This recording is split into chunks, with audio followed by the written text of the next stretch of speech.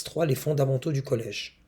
Factoriser les expressions suivantes. Y a-t-il un facteur commun entre ces deux termes?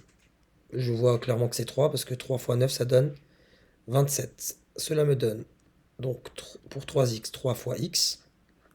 Et pour 27, j'ai identifié le facteur 3, donc c'est 3 fois 9. Mon facteur commun c'est 3. Il n'est présent qu'une fois ici. Je mets ma parenthèse. Le premier 3 est multiplié par x, donc je mets x. C'était une différence, je mets donc le moins. Et le deuxième facteur de 3, c'était 9. Et voilà pour la première. Vous voyez que si je développe, ça me donne bien 3x moins 27.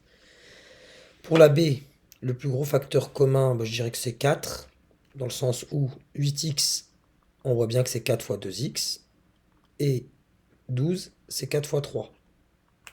Ce qui me donne 4, parenthèse, ou facteur 2. Le premier 4 est multiplié par 2x, c'était une différence, je mets le moins, et le deuxième 4 était multiplié par 3. Enfin, pas enfin, là c'est clairement pas une identité remarquable. On n'a pas de carré parfait, ce serait pas le meilleur moyen. Ce qu'on va faire là dans ce cas-là, c'est qu'on va faire du classique, on identifie que 5 est facteur commun à ces trois termes, celui-là, celui-là et celui-là. 10x au carré, c'est 5 fois 2x au carré. 15x, c'est moins 3x fois 5.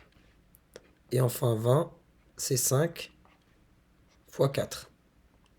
Facteur commun 5 pour ces trois produits. Il ne sera présent qu'une seule fois. Je mets ma parenthèse. Le premier 5, le premier facteur 5, il est multiplié par 2x au carré. Donc je mets ici 2x au carré. Le deuxième, il ne faudra pas oublier le moins, c'est moins 3x. Et enfin, le troisième, c'était, ici on voit le plus 4. Voilà. Enfin, pour la dernière, j'identifie 2 comme facteur commun. 4x, c'est 2 fois 2x. Il faut avoir quand même ces bons réflexes là. 4 et 6 sont tous les deux pairs. Moins 2 fois 3y. Ce qui me donne 2 comme facteur commun. 2 facteurs de... Le premier est multiplié par 2x. C'était une différence. Et le deuxième est qui multiplie 2, c'est 3y. Et voilà pour la fin de ce troisième exercice.